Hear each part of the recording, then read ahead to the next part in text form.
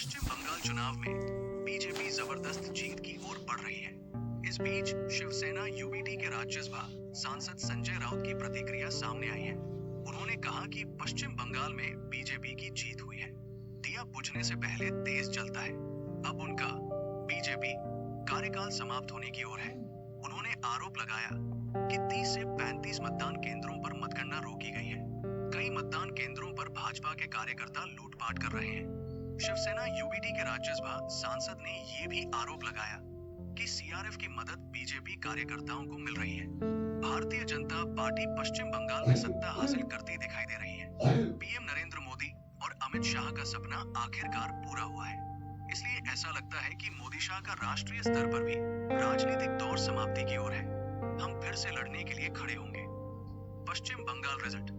अभी तक के आंकड़े चुनाव आयोग की वेबसाइट पर 4:50 तक के आंकड़ों के मुताबिक बंगाल में बीजेपी 9 सीटों पर जीत दर्ज कर चुकी है और 189 सीटों पर आगे चल रही है।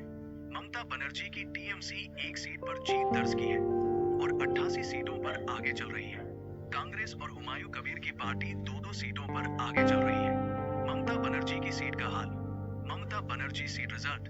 सीएम ममता बनर्जी को भवानीपुर सीट पर 13 राउंड की काउंटिंग के बाद 46,726 वोट मिले हैं।